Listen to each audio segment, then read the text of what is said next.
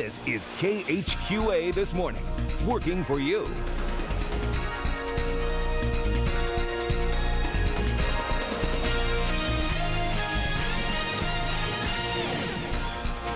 Welcome back to KHQA This Morning on this Labor Day. I'm Chad Douglas. And I'm Lauren Kalil. Teddy bears, pictures, flowers, and crosses are just a few things left here at the memorial that has been up since the shooting on March 28th. Just one of many sidewalks that have been completely ripped up by the storm last night. As you can see, this massive tree has just completely crossed over the road here on Lynn Street. Something of this magnitude obviously is not going to just be cleaned up in a day. This is going to take time. They're going to have to get trucks here, cut more of the wood, and haul these pieces away. So as we back up now, maybe you can take a look even more of just how big this tree is. Well, this morning I am with the official Tom and Becky here in Hannibal. Now, this weekend's Memorial Day, what kind of events do you have going on?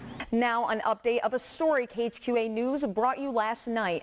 4 teenagers are seriously injured and a 16-year-old driver has been charged in the crash that happened yesterday evening in Adams County. And then if you walk over here with me, there are still 3 fire trucks here. They are going to keep one of the fire trucks when they start the investigation, but again, that cannot start until all of the hot spots are out. Officials fear 2 convicted murderers that broke out of a New York prison may have now fled the country. Right now, I'm standing on 4¼ acres of land that stand right in front of this house here. Now, between the renovations, the history, and the secrets that everybody wants to know, this house keeps people talking for 150 years. Good morning, guys. I am live in front of 603 North 18th Street where a fire broke out around 3 a.m. But take a look at this video. This happened about an hour ago where the brother of the owner of the house was arrested this morning. Now, I want to see Lauren cut a rod there. Ooh. I told you she could dance. A wing flap that could belong to that missing Malaysia Airlines flight has arrived at a French military base for further analysis. The plane disappeared last year, and families of the missing want to know what happened. Jonathan Vigalotti has the latest.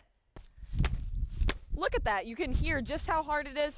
I can try to break it. Police are still looking for suspects in the shooting of 2 Ferguson, Missouri police officers. Well, this morning's eye-opener takes us to Texas. A Texas State University student has been driving a pink Barbie Jeep around campus. This is awesome. I think I kind of want one of these. We are out in the elements this morning, and thanks to my photog Bob, he is driving while I give you all the updates on the road conditions. I'm here with Major Andy. Again, we meet again. Hey, here we are. Yesterday, bell ringing, today, Toy Town. That's right. But we have some outfits here. Can we first talk about this lovely piece that we have? Oh yeah, let's talk about that. Just about an hour ago, we drove here from Quincy, and the roads were pretty slick. Even though you have some kale in there, you have some greens in there, it's going to taste more sweet, you think? Yes, absolutely. We'll do a taste test here. This group of young women come from all over the tri-states, and they're looking for the chance to take home the gold. As parents, you do the best you can, but sometimes accidents happen. And it happens quickly and it's quiet. Jennifer Zilka is a longtime swimmer and former lifeguard, and now a new mom.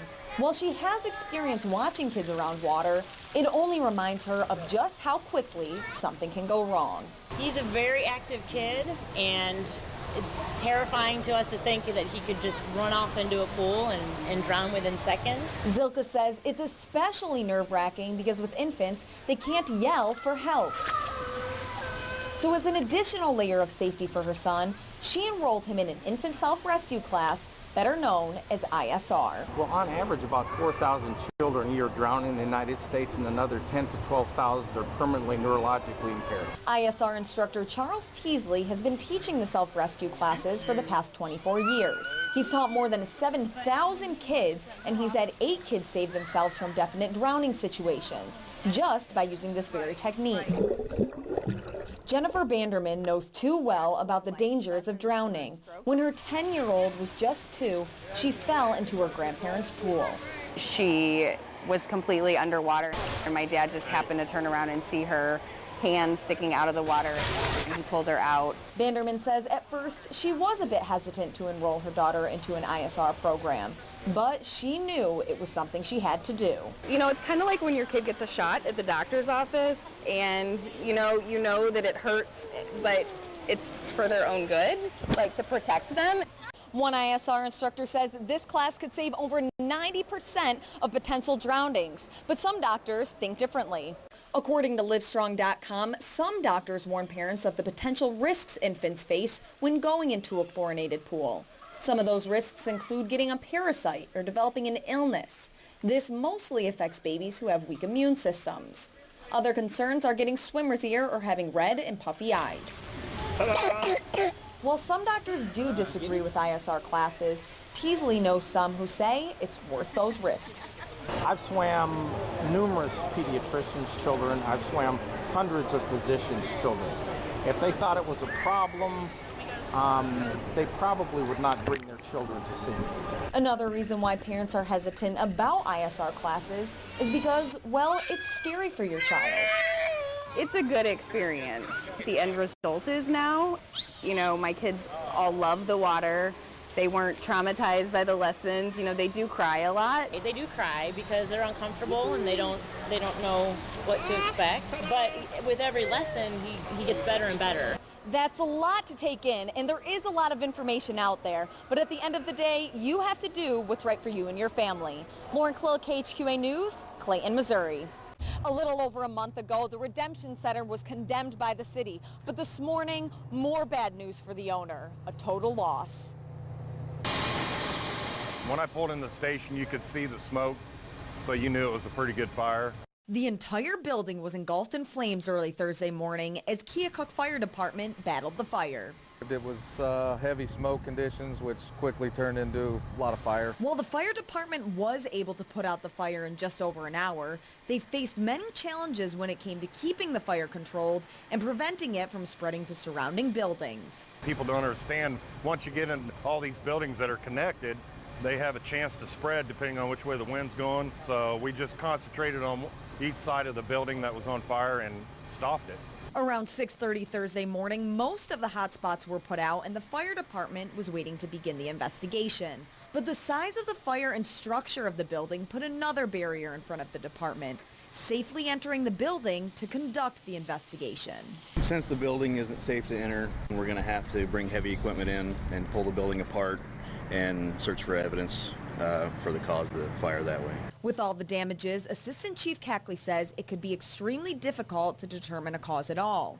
The two buildings to the right of the Redemption Center have also been condemned, so Fire Chief Rose says he won't be surprised if those buildings are taken down next. I would imagine these buildings be tore down. It's hard to say what the future holds for this block of downtown Keokuk, but one thing's for certain, this building will not be a part of it. Lauren Kalil, KHQA News, Keokuk. During the early stages of education, the amount of information in front of a child can be very overwhelming. And sometimes it can even make kids sad or frustrated, but one book is showing kids that they're not alone. Eden woke up and thought her happy was gone. Eden and Her Happy is a children's book written by a local author, Tracy Schlepphorst. Since the release of the book in November, she's been doing school visits to teach students about her book. And this visit was to Washington School. She got out of bed in a huff. I want my happy. While this book does inspire children to read, its main purpose is to help them understand their emotions. I think that emotional development is a huge part of anyone's development. The book is about a little girl who thinks she has lost her happy and her journey to find it again. And the third grade students at Washington School joined Eden's mission to find their happy too.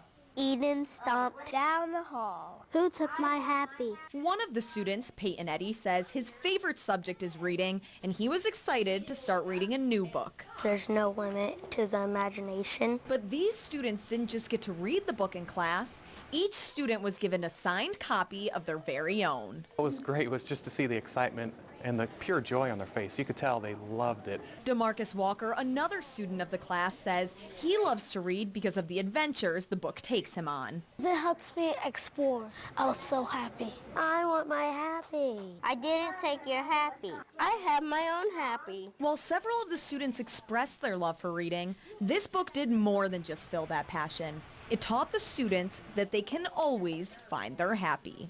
Your